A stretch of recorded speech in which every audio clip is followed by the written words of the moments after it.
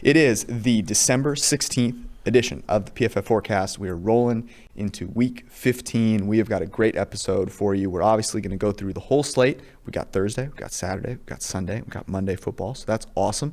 And then some special guests returning after a great first run on the PFF Forecast. Our friends from the Deep Dive podcast, Andy and Drew. It is going to be a blast. So let's rock.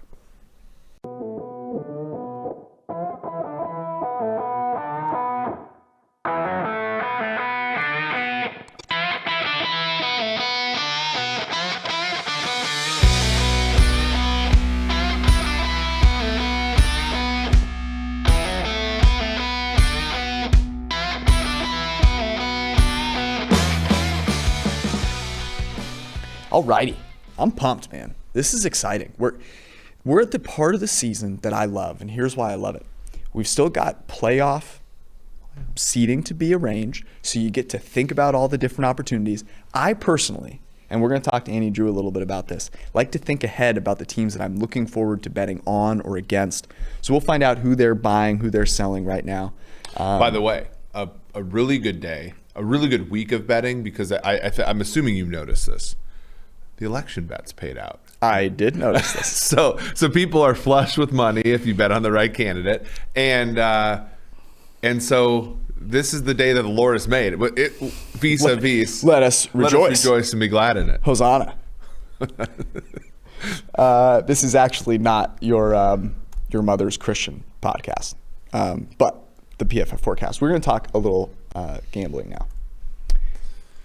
It was an interesting week last week because we had a bunch of teasers. The Steelers dumped on us. Yeah.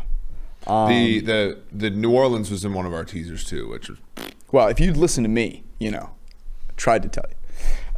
It's going to be interesting to talk about that Saints-Eagles game, actually. Let's start with Thursday night, though, because everyone that I seem to be looking at on Twitter thinks that this is the Chargers bounce back game. Chargers bounce back to what? I don't know. That's what I was kind of going to ask you. They are 3-point underdogs in Las Vegas, and the Raiders have looked terrible, but have the Chargers looked good? The Chargers haven't looked good in a few weeks, right? Herbert's been predictably bad, as we said. Herbert has less than 7 yards of pass attempt now. He's legitimately on that, I gave that talk at that conference and I was like, hey, look, we might be wrong about Justin Herbert, or this might just be noise, right? It's turned out to be just noise in many ways. You know what I really like about betting the Raiders in this spot? Why do people hate the Raiders here? Well, a lot of reasons. I think the first reason is that they've got a lot of players going on the COVID list. Yeah, that's true. And that is real. But what's the main reason why people hate the Raiders? No respect for Derek Carr? I don't know. Their defense is garbage. Well, of course. Yeah. And the betting markets overvalue defense. Sure. Oh, look, this is a terrible defense and it can't do anything and Jonathan Abram can't cover. And is this when Justin Herbert gets back on the shine? Justin Herbert, sorry.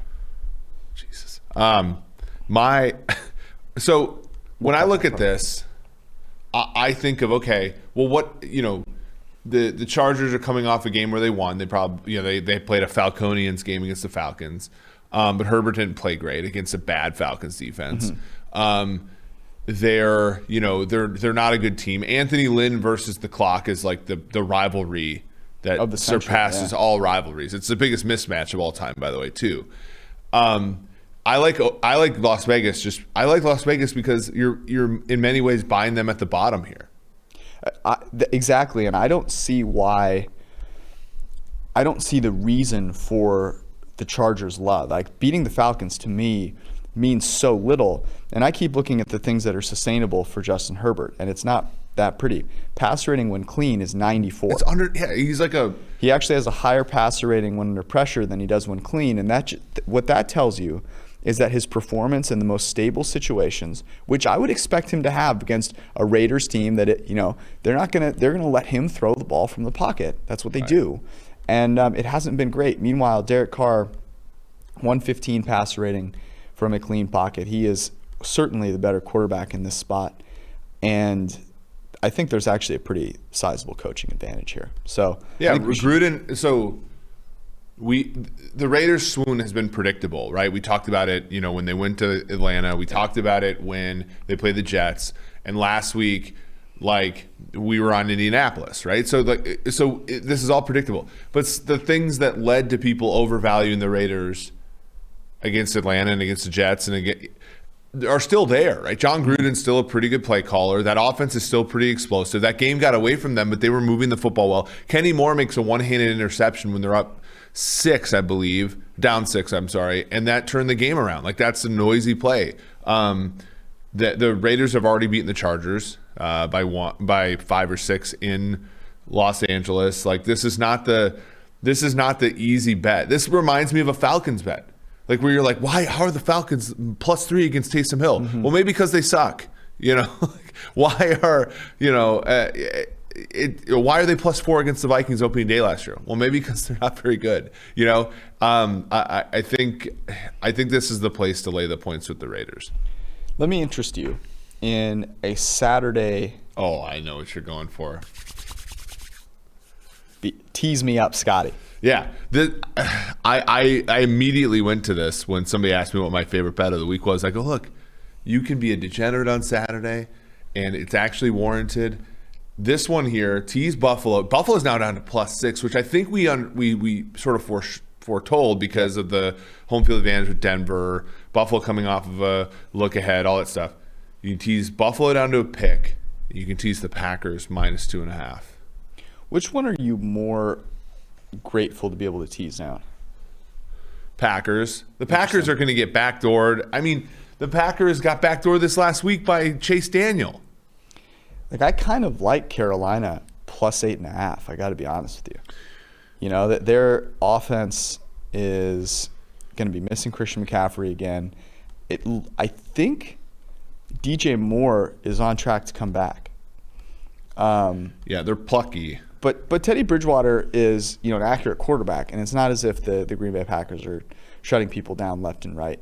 So 8.5 to me, I do like Carolina there, but I really like teasing the Packers down to 2.5 with the Bills down to a pick. That to me is one of my favorites, and it's Saturday, so having the ability to bet on both games. I mean, you need it. You need it.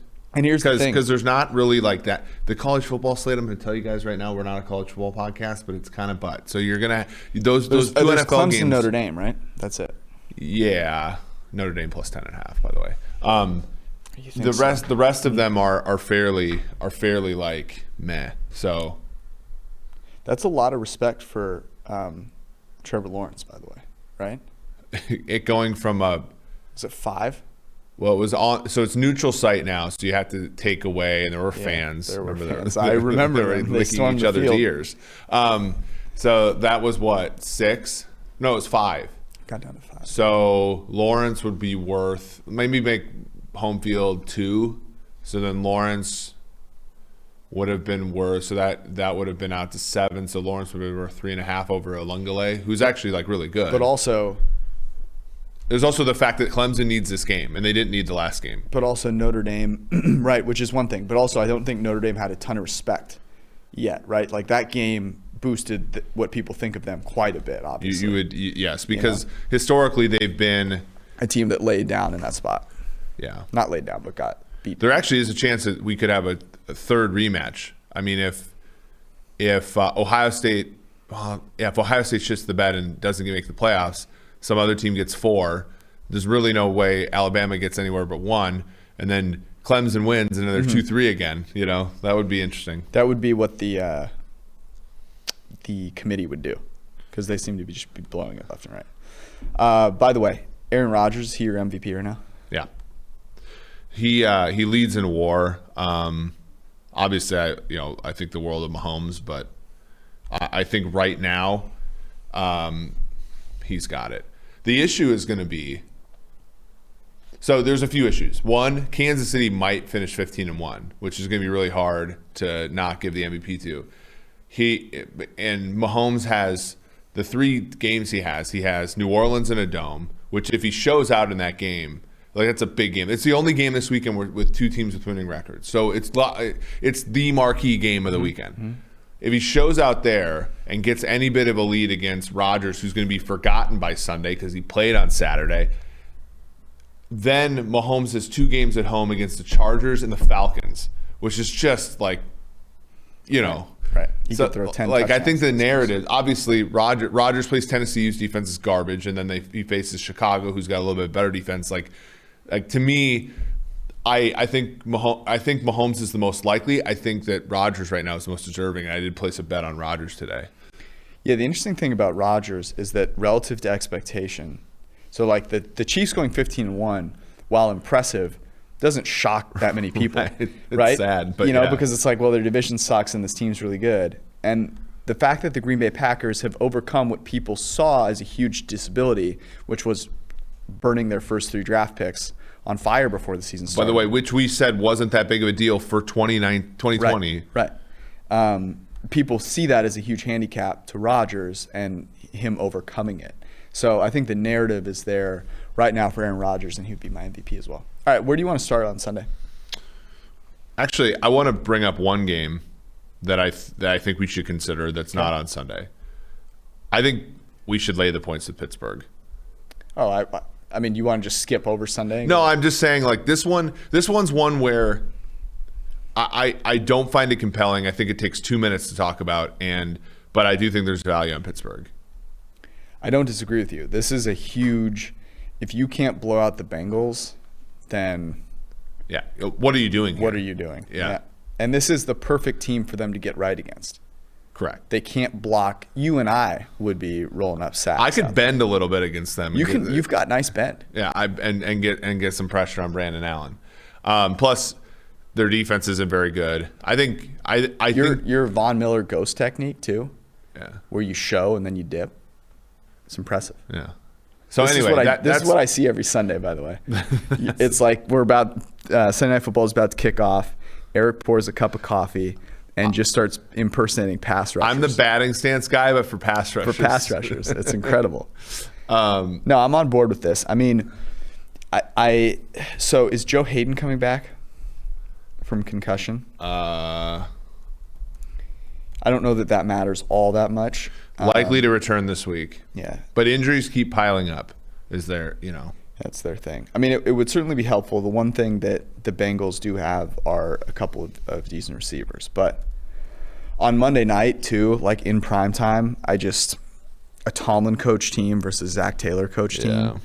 And the fact that the Steelers are just getting, everyone. It's not even cool anymore to be like, I think they're overrated. Exactly.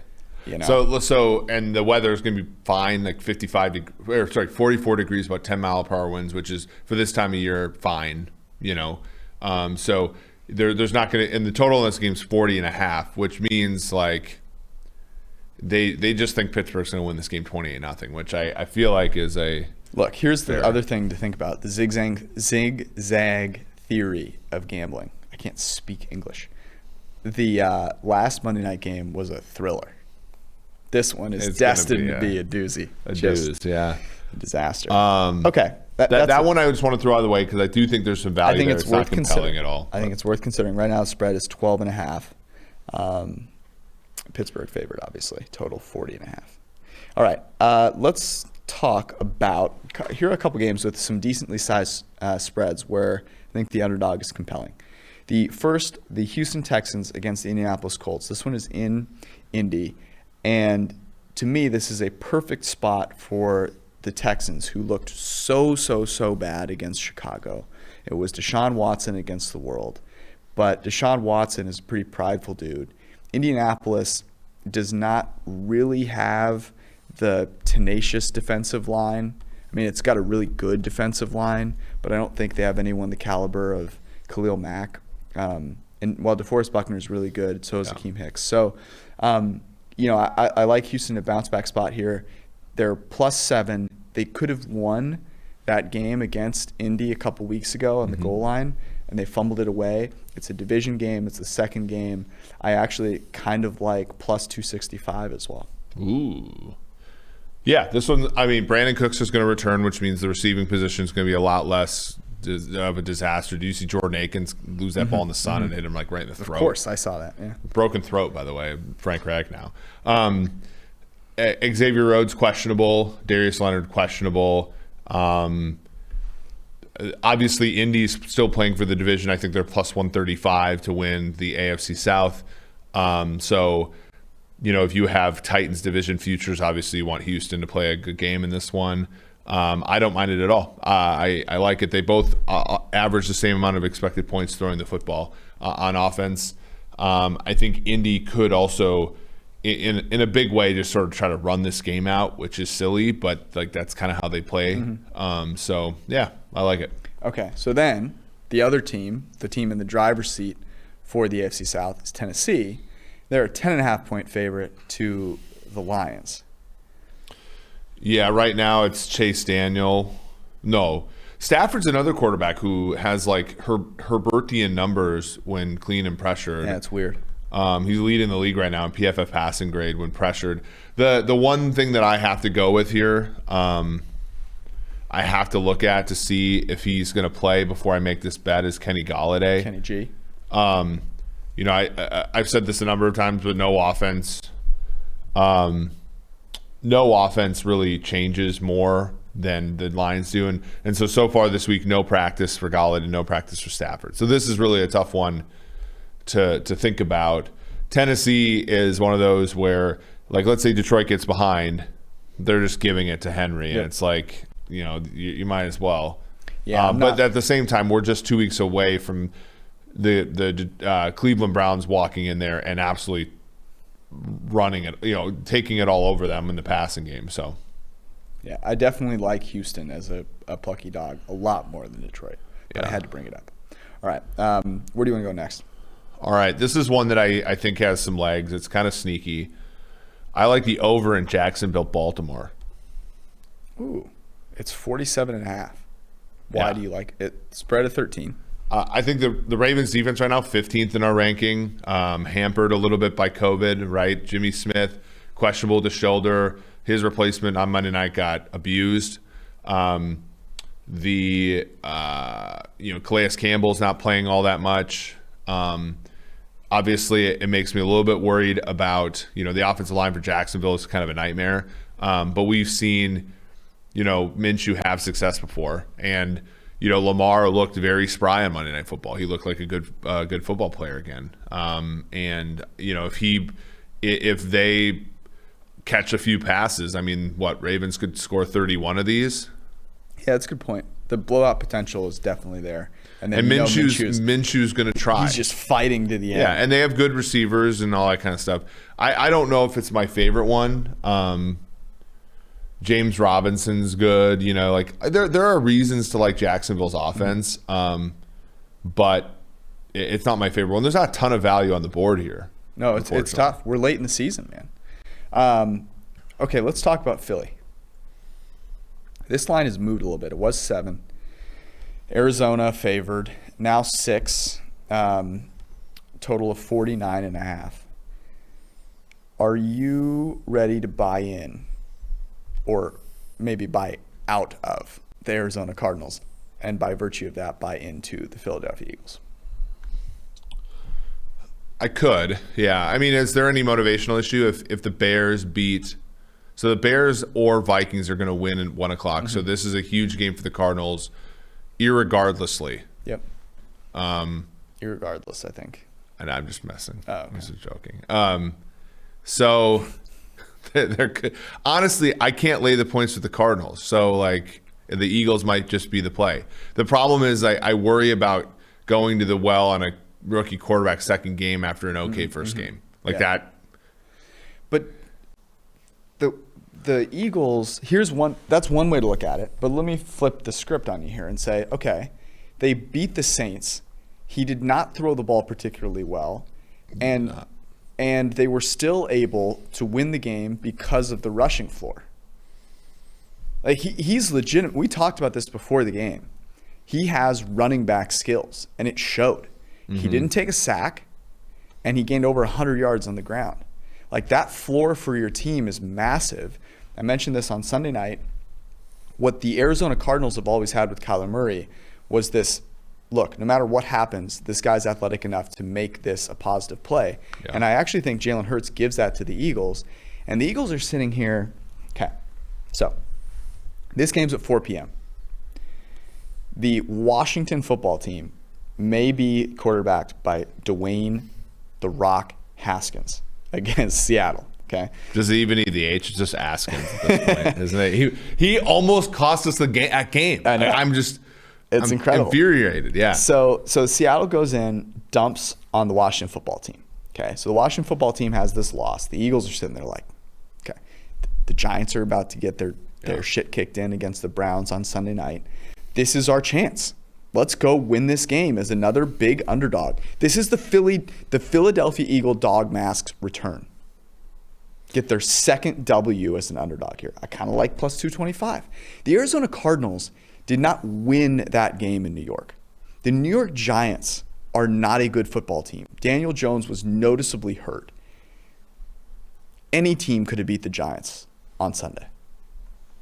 I agree. But here's my question.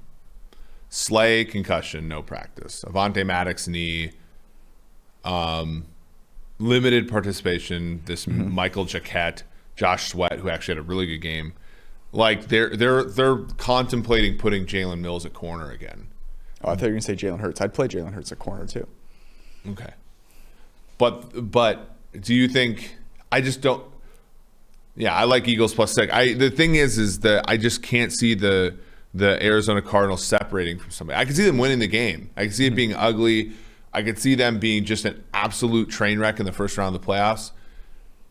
But the Eagles' problem is that they were super fragile to come in, and now I just don't think Isaiah Simmons is going to take the angle that Quan Alexander took on that stupid touchdown by Miles Sanders. You know what I mean? He was classic. That's why the Niners traded him, because he sucks. Yeah. I don't have an argument there other than you mentioned all these cornerbacks being injured. The passing game of the Cardinals is just not that efficient. And that's what we're seeing with when Kyler Murray is hurt. They haven't taken advantage of the passing game in the way that they do when he can scramble. So all right, let's root for Jalen Hurts then. I'm not sure I want to make it the lock of the week, though. Okay.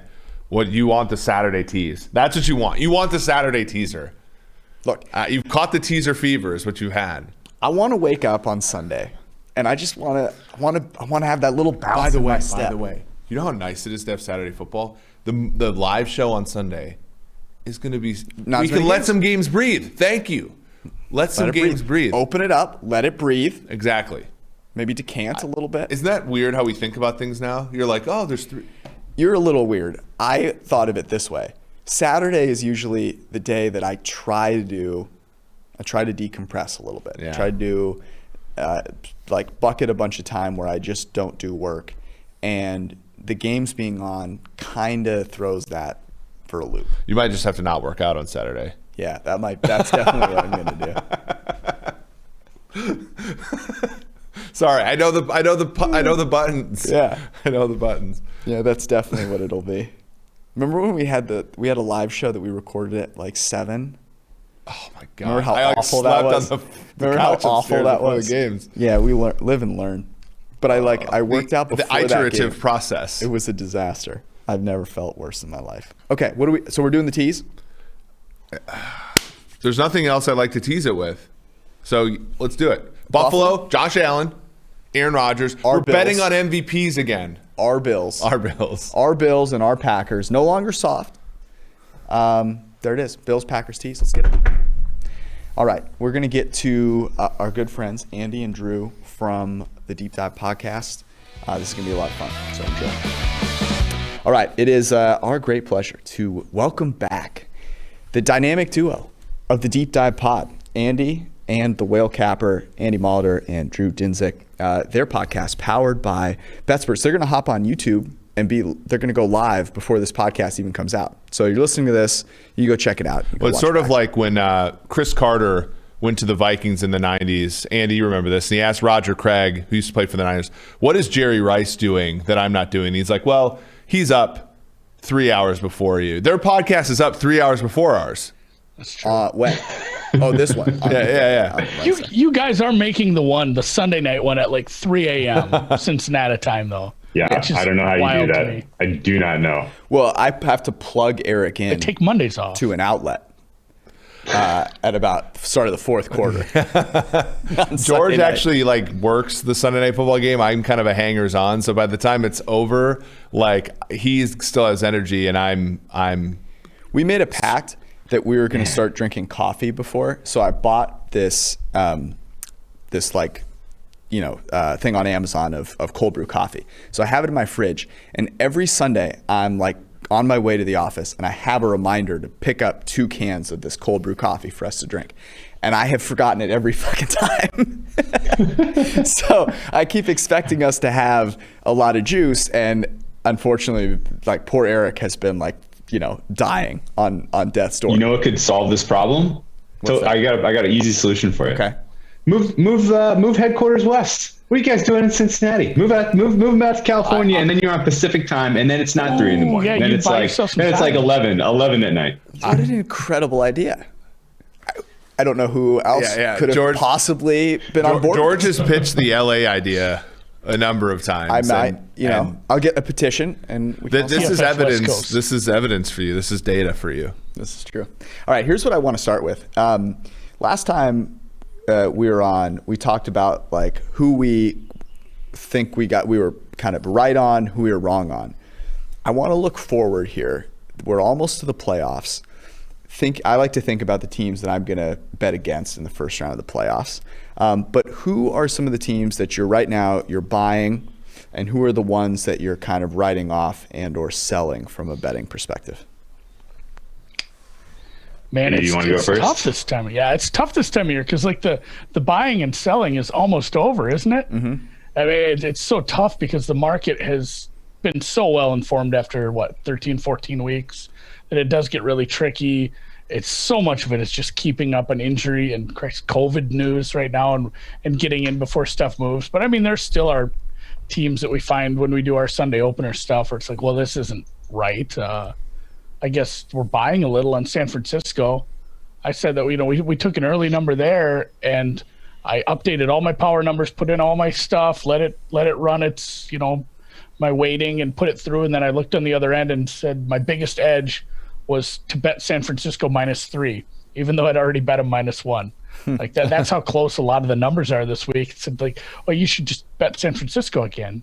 So even though they have had some bad news, I think they're still probably a little underrated, and maybe some of that is we have to rate coaching a little higher than maybe the market does at times. But I mean, I'm excited to fade basically all these teams that are in like this 5, 6, and 7 spots in the playoffs.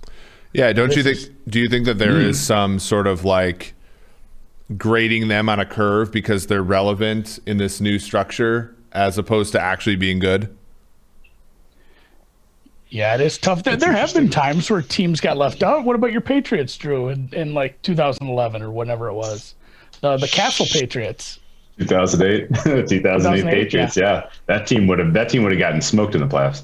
I mean, I get your point, Andy, that it's like buying and selling is kind of over, but like the last 3-4 weeks, the top 3 teams that I downgraded just based on their performance the prior week, like they all cover the next week. Like it's been like clockwork now going on 4 weeks in a row.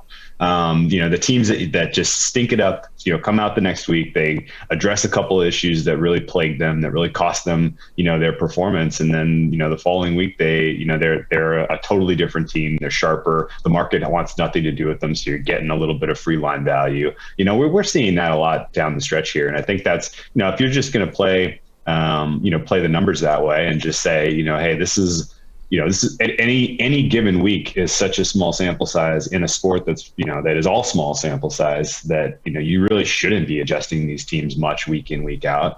And if the market is, then, you can probably take advantage of that to some degree. I'm sure there's a lot of that this week. We've seen some of these numbers move, 2-3 points here on injury news. A lot of that is speculative. I'm not sure I completely, I guess maybe key example. Tennessee went from 8.5 to 11 on Matt Stafford's not well.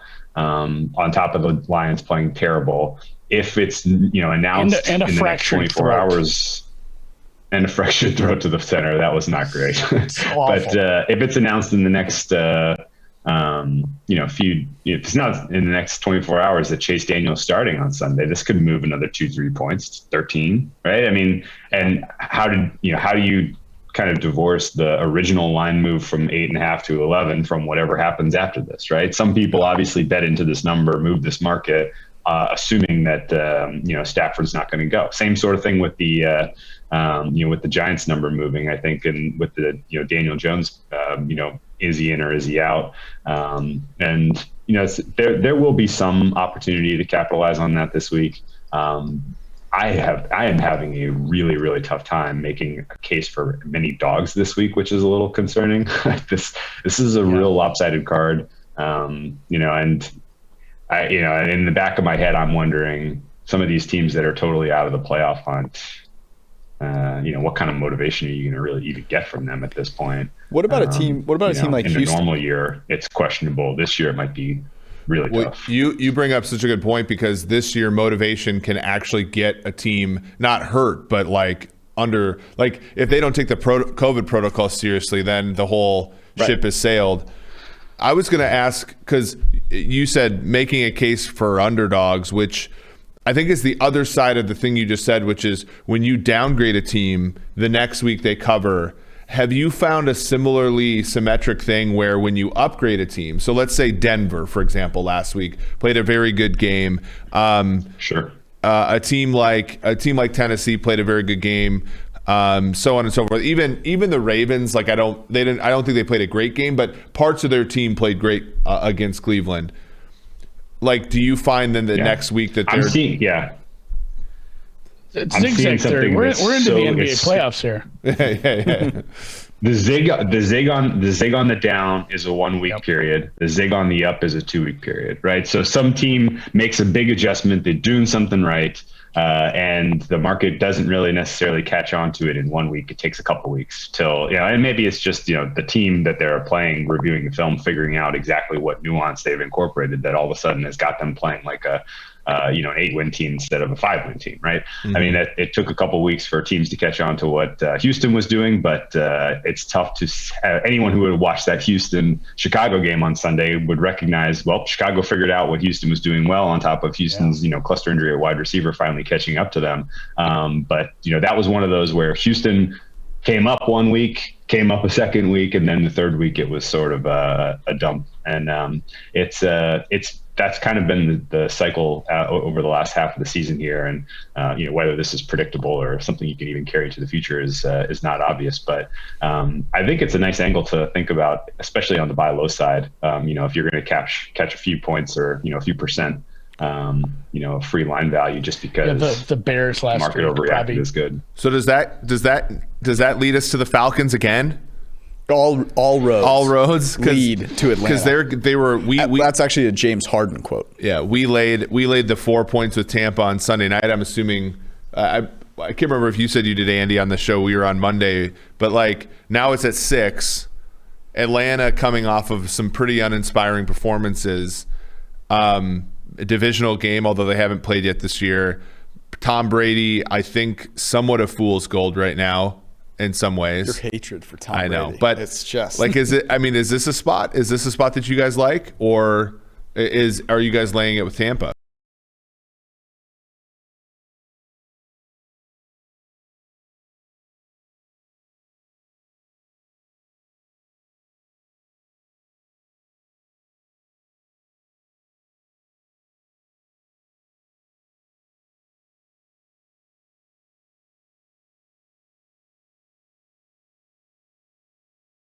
All of these games are going to get to a point where we're going to show value on the other side. And if Tampa keeps getting bet, if 7, if Philly gets out too far, all of these, you're just going to be looking up and there's all these knives ready for catching, and every one of them has like a huge downside as far as like Philly's defensive injuries. Yeah, the number could be too big, but with all those defensive injuries, are they just going to get smoked? Denver with like zero, they put both of those corners on the IR today. So now I think they're down 4 defenders in the defensive backfield.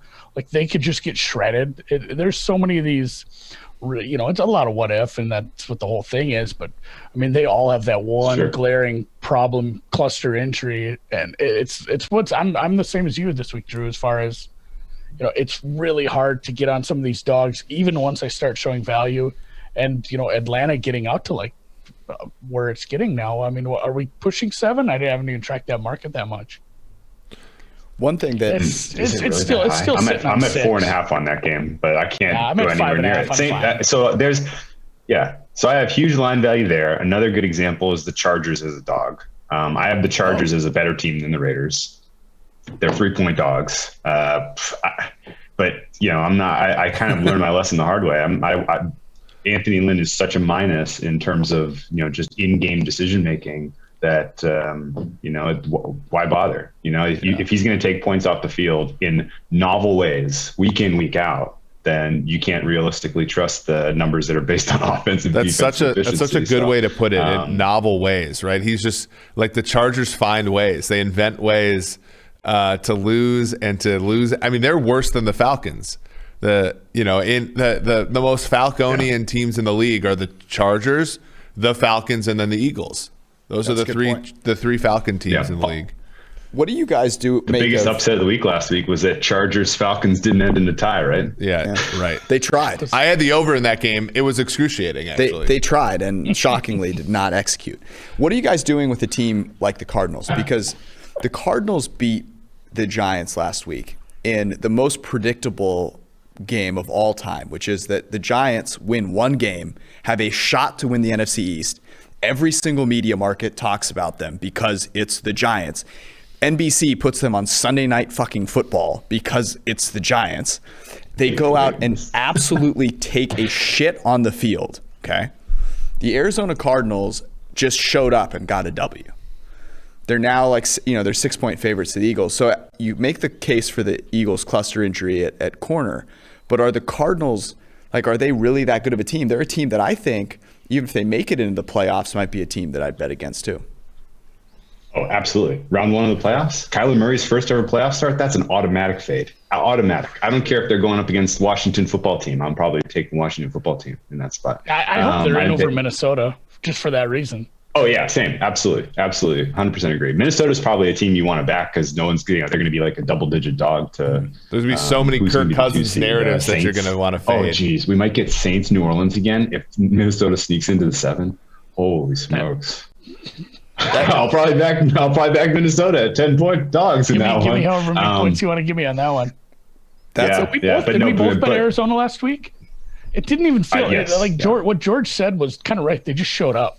They didn't finish drives. They kicked a lot of field goals. The cover never felt in doubt, even when they hadn't scored that many points yet. It just felt like, they're just going to keep doing this, and they'll rack up the threes here, and we'll get this done, and we'll go home. That was one where I can't believe the market didn't move further on that one. I had that one. I think we both had that on the other side at 3.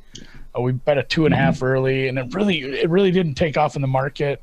But again, Arizona, I don't know where you have them. If you have your numbers in front of them, I make them 2 points better than an average team. I have 2.0 exactly. We have them at 1.4. Yeah, so they're not great. Okay. Well, I guess I mean they're a 13th best team overall in my rankings.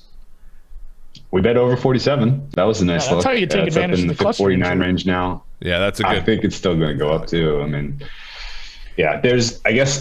I saw, and Andy was right, that was a bad game by Arizona, and they covered without a sweating. And they scored 26 points, even though by the number of plays they ran in Giants territory in the red zone, I would have expected that any other team, neutral team, to score 40, and they scored 26, right? They left a ton of points in the field. Their red zone offense is still very poor. I want to give the Giants defense a little bit of credit. They played up every time Arizona was getting close, I felt like. And they try hard, credit to the Giants for trying, like they haven't quit. But Kyler Murray, I saw some more of what was kind of the first half of the season where they were utilizing him in the running attack more. So maybe his shoulder's healed up. He's more willing to take some hits, take some chances. That's a positive for them, at least in this regular season home stretch here.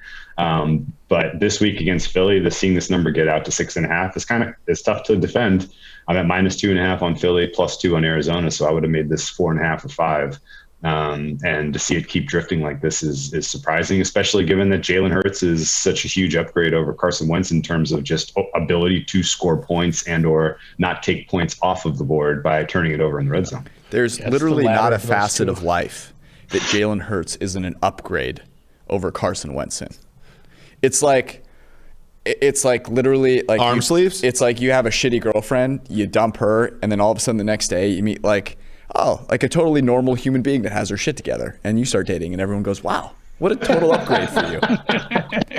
This girl knows how to dress. She can cook. Like the girl you were dating, like couldn't make toast. I think it's a total disaster. Let alone avocado toast, right, George? Let alone. Here's one that I think if I'm trying to discern what you guys are talking about, and I want to guess a game that you guys might be on. Patriots +2.5. I am afraid that it's going to be surprise Jarrett Stidham show, so I could not take that one. Okay. I show a little value to the Patriots side too, but yeah. I do too, yeah. And yeah, Miami, no receivers, no tight ends. So, and they can't run. Their running scheme is a joke. I don't know how they're going to move the ball and score on this one. The Patriots, extra time to prepare off of an embarrassing loss on Thursday Night Football. Cam Newton. I mean, I don't know why you start Cam Newton if you're Bill Belichick, other than you're just trying to still keep your win-loss record historically impressive. Mm-hmm. It's probably more important as an organization to evaluate what you have in Jarrett Stidham. I personally see Jarrett Stidham grading as good as like Jake Luton and Dwayne Haskins. He's kind of in the very bottom tier of NFL players we've seen take snaps this year. So if he's that bad, you need to know right away. You need to get a little bit bigger sample size. You need to touch the stove once with some of those guys. Like you need to touch the Ryan Finley stove one time last year, and of course, Jake Luton. Gardner Minshew required a little bit more burning, right? But like that one's basically over. I still have scars. The mania's back, buddy. Yeah. It's back down there. That one's interesting because I think we originally liked the Dolphins, and then of course like a lot of injuries came through on the receivers, and Tua's not a finished product by any stretch of the imagination. But that one's interesting. There's also one, and did we talk about this off air or did we talk about it on air? It was like the Jets +199, I think, where I saw it to win a game the rest of the year. I do think Bill Belichick like tanks at least week 17. Yeah, exactly. Just because if the Jaguars are 1-14 and the Jets are 0-15, the guy's totally going to try to get it out of the division. If he doesn't, I will lose respect for Bill Belichick. Yeah. What do you guys think? What do you think that money line will be, though? I mean, I would think the money line might be even bigger, just for that. If you're concentrating on that particular game, you lose some of because the Jets almost beat the Raiders somehow.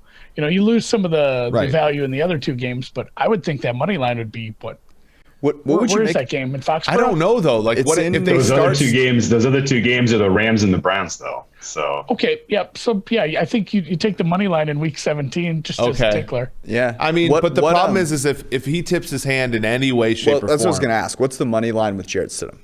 Yeah. Versus the Jets. Yeah. Ooh, maybe. Oh man, it's going to be a 6-point game, probably. Maybe +300. I could plus 250. I love that. I would take the Jets. Absolutely. With my nothing would make me feel like more of a sharp / addicted gambler than waiting with bated breath to take the Jets in Week 17, thinking that Bill Belichick is going to tank. Knowing That's that like Adam the Galaxy Gase, brain knowing bet. that Adam Gase does not give two shits about the tank at all, and Adam Gase would hang a banner. It's going to be on the other side of 7, Drew. I mean, that you can't make that 6. I don't think. You think? Just looking at just being in Foxborough late in the year, even if they're tanking. I'm guessing you're gonna. Adam Gase, I don't know what his house looks like. I would guess that Adam Gase has one of those really weird houses that's like way overdone with like decoration, very spooky. He is getting a banner made that says, "I kept Trevor Lawrence out of New York." Yeah, just to spite them on the way out. He's gonna have he's not gonna put like key players on IR because he wants them to play Week 17. Dude, he's probably never given a good halftime speech. He's gonna come into that locker room on Week 17 and it's gonna be Al Pacino. Yeah. It's gonna be like Don Jr. at I the guess was RNC. one of the warning signs when Gase was doing like the smelling salts on the sidelines, like a little aggressively. We should have picked up a couple of years ago on that. It's gonna be like Don Jr. at the RNC. Yeah, but how are you then going to go execute an NFL game plan if you're high on? Well, look, the delta is not that different from where it's been. There's going to be a time when Adam Gase is on Cameo, the app where you can pay people to like do things for you, and I am going to pay whatever it costs to have him read the inches we need are right in front of us speech in its entirety. I love that. You funding Adam Gase's side hustle post NFL. Money well spent. Can you imagine? Yeah. Crazy eyes. Yeah. Dude. Oh, that'd be incredible. And that's yours forever. That's not just like a moment. You can show that to your grandkids. I could buy the publishing rights, and then do you guys? Man, I hope the Jets beat the Patriots Week 17 because I think Andy, you prognosticated that like in week we've been 9. We've been saying it for a while. Like that's like, and now I got to go cut that clip and put it up point there, too. Like there's like a tangible reason just for Bill to screw over that organization one more time. Yeah, and then just lose the game and retire. Yeah, that's and retire. Yeah, I'm not even coaching next year. I just wanted to screw the Jets. What do you guys think about this week? So we had a discussion, Kansas City, New Orleans. George seems to think that Breeze is playing. Other people I've talked to, I was on the air with Bobby Aber last night, and like he was like, "This is the 9th consecutive podcast that you have managed to get Bobby Aber's name," and I'm starting to get worried. Do I need to talk to Stephanie Eager? It's the immediately previous day. So he said he claimed that Breeze was not playing. That's too hard to play quarterback with that many broken ribs. Blah blah blah. And yet the number here is now 3, almost 2.5 in some places, right? This number says Breeze is playing. Oh boy! They didn't take him off the IR. Like they designated him for return, but they've not taken him off the IR. How is Kansas City Wednesday? I don't know. How is Kansas City not an absolute smash with the uncertainty that is at the quarterback position? Because isn't this Sean Payton? This is Sean Payton's MO. This is the most Paytonian move. They had I would agree with that, but let me spin a little narrative. Okay. Let me go to narrative town here, and I'll spin you a little narrative. You guys tell me if you're buying or selling. Weave it. Last week they go into Philly. If they win that game, we see a totally different game plan from New Orleans in this game versus Kansas City. It's got all the bells and whistles that a typical big time spot New Orleans Saints under Sean Payton game has, right? All the misdirection, all of the aggressiveness, everything you've ever wanted to see in a good offensive mind, right? They lose to Philadelphia. And now there's, anything he's been planning, everything he's been working on, everything he's had in his back pocket, he's actually incentivized now to save it for the playoffs. There's really no reason to put it on tape now. None, right? They can't lose the tiebreaker to the Rams. So realistically, take your loss to the Chiefs here, and then just, get Breeze healthy, win your final 2 games. You're the 2 seed. It's over, right? You can't count on the Packers dropping one down the stretch. They're not playing anyone tough enough. I think it's reasonable that whatever Peyton had in mind heading into the Philly game, he's changed course. And I don't 100% know what they're doing with the kind of the misinformation around there in the media. I saw Ian Rappaport tweet 2 totally contradictory things today, 4 hours apart.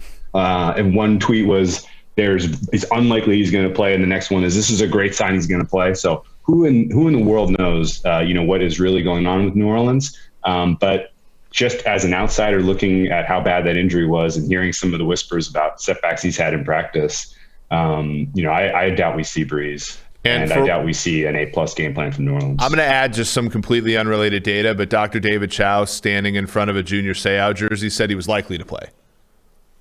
Oh, so he's definitely not. So he's definitely not playing. So there's no chance whatsoever. Well, and just some of the things that are happening too, like this pass rush is going a little under noticed, I think, league wide, and the fact that they're having some injuries up front, like it is a defense that can probably make them a little uncomfortable. I actually don't hate the under in this game, but that's not a freight train. Stop. I'm super excited to get excited about. So I probably won't be involved in this one. It'll be, we'll wait for this game again in January, February. I mean, I did take the Chiefs, and I think this is the good plays for Andy Reid. This is your dress rehearsal for the playoffs. Yeah, the Chiefs 0-5 against their last two games are going to be non-competitive. They got to get one dress rehearsal in before they get to the divisional round of the playoffs. That's a great call. The Chiefs 0-5 against the spread the last 6 might be. I don't think it's contributing to it, but it's also weird that this game on the Do you think Andy's hearing it from his gambling buddies? The look ahead. Hey, Andy. All of his LDS gambling buddies.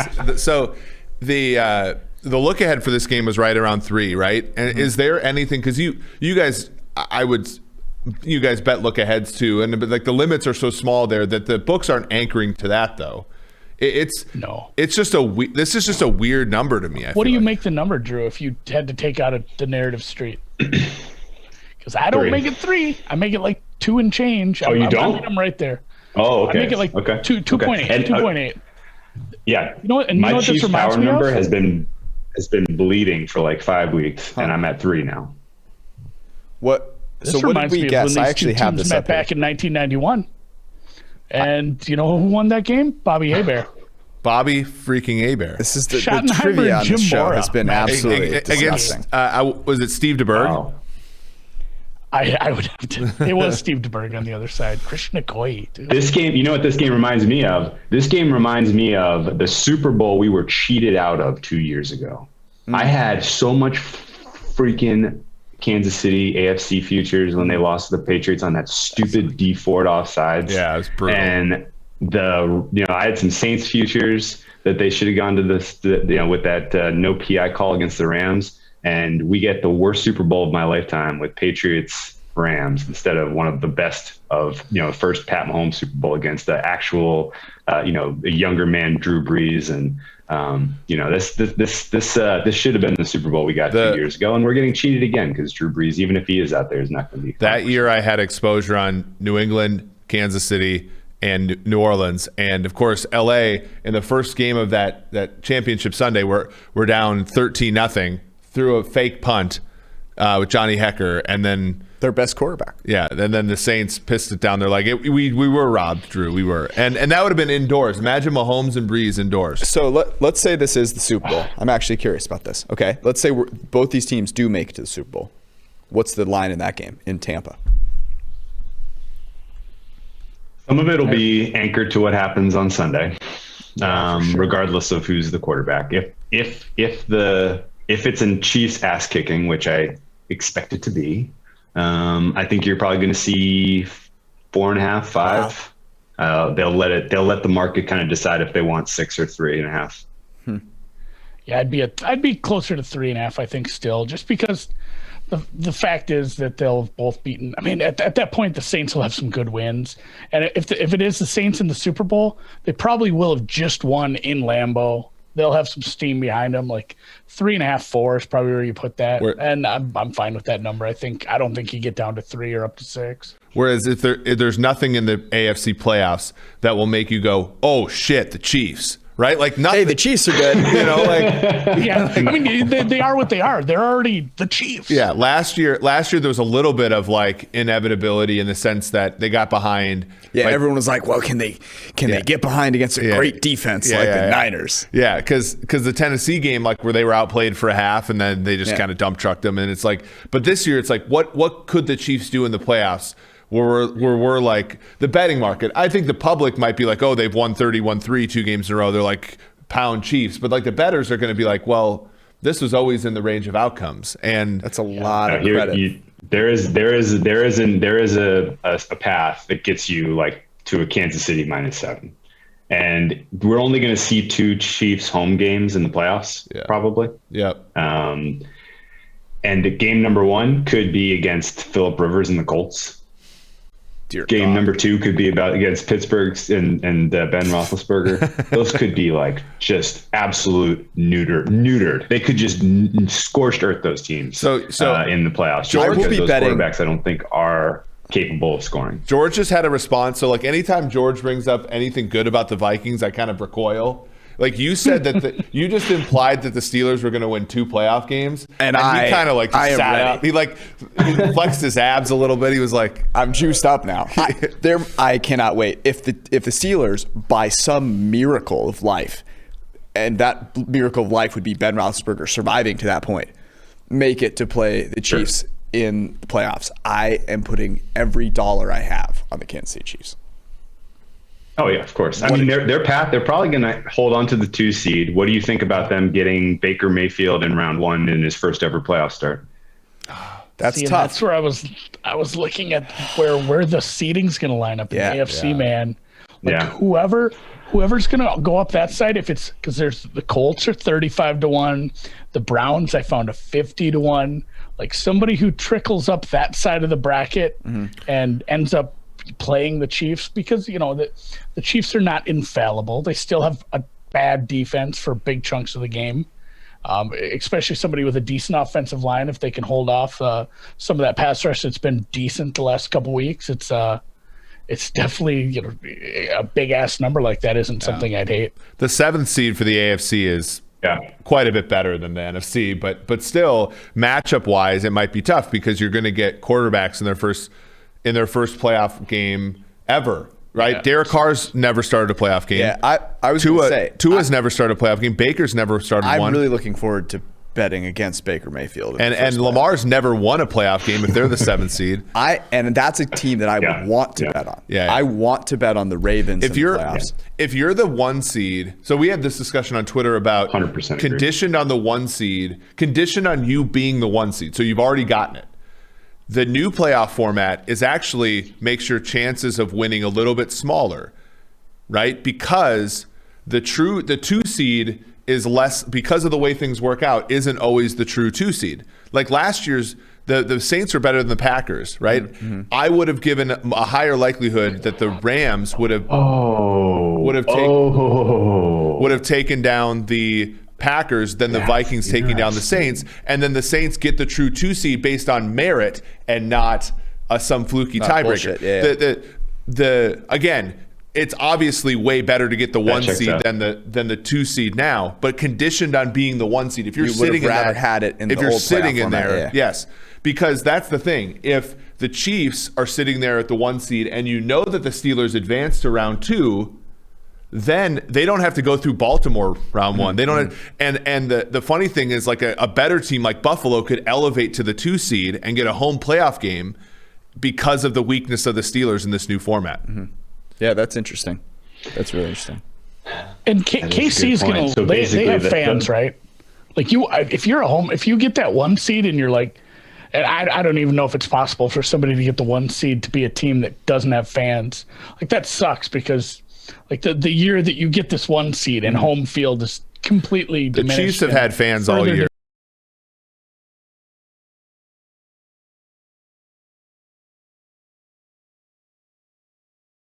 Wisconsin has been like uniquely bad at COVID. They've had plenty of home playoff games.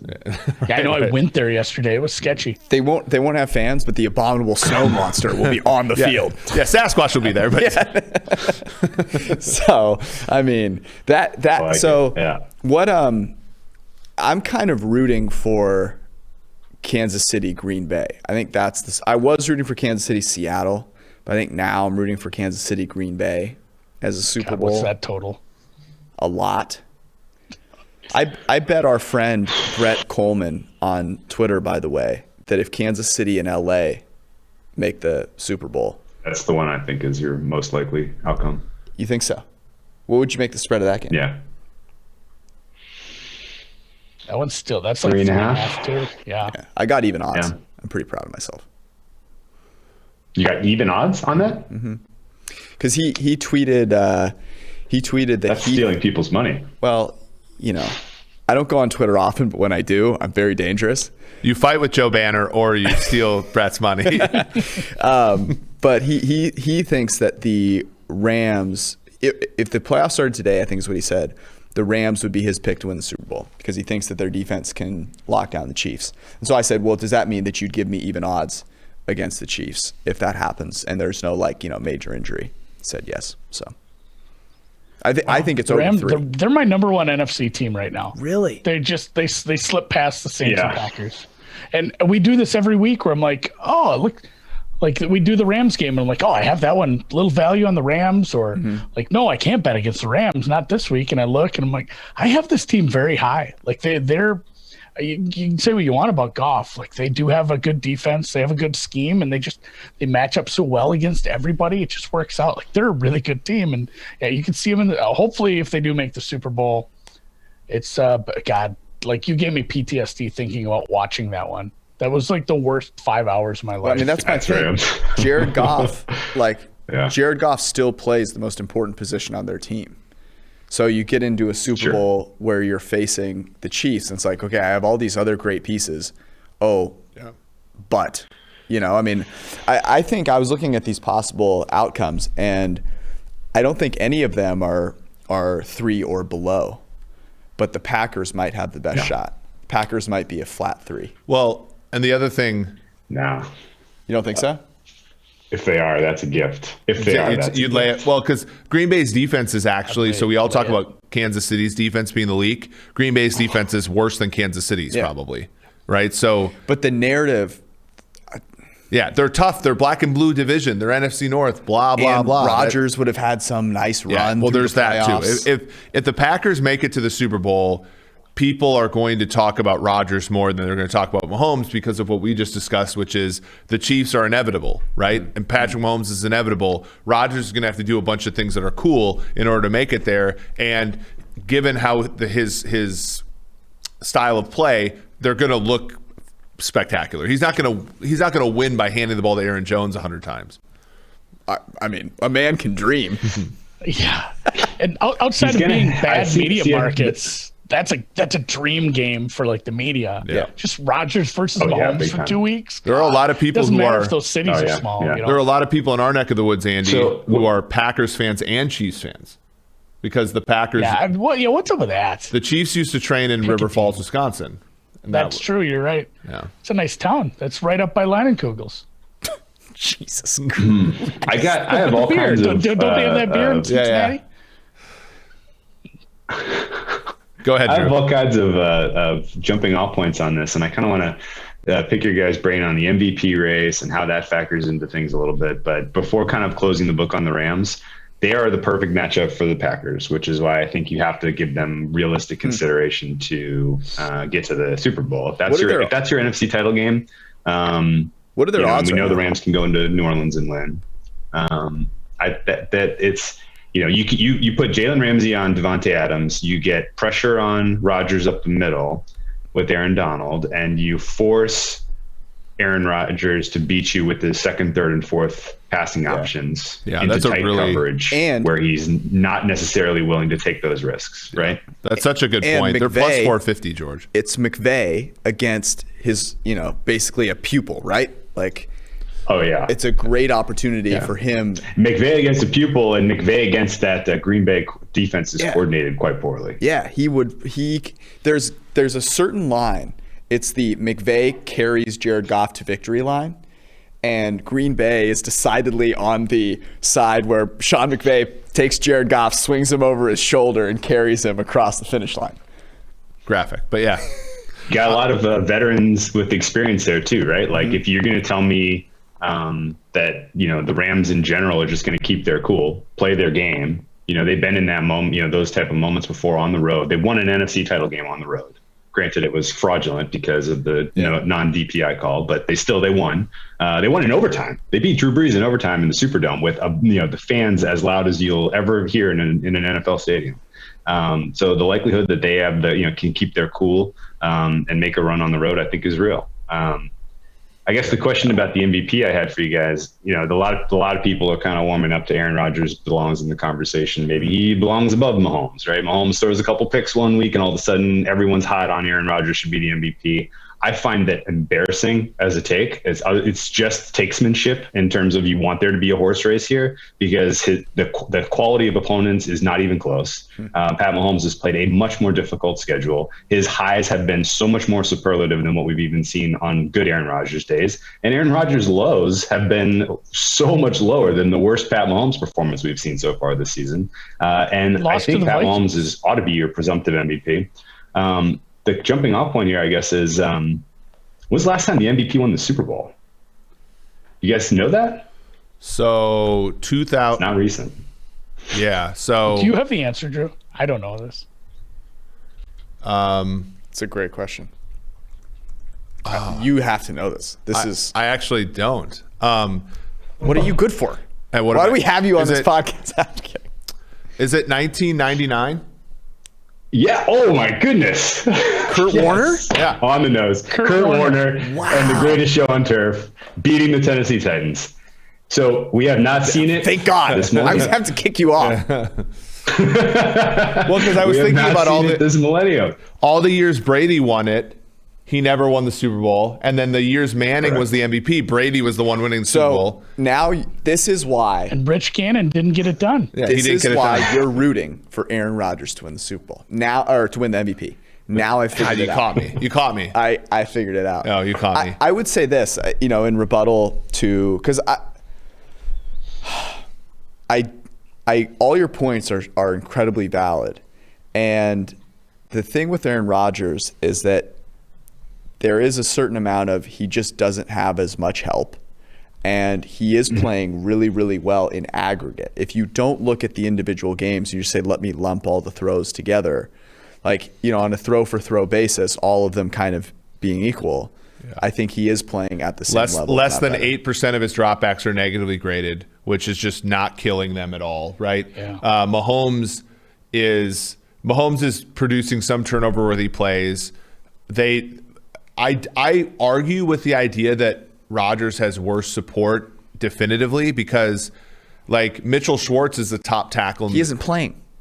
That's what I'm saying. Mitchell Schwartz is a top tackle, and he's been out for basically the whole year. Sammy Watkins is a pretty good threat for them. He's been out for a decent chunk of the year.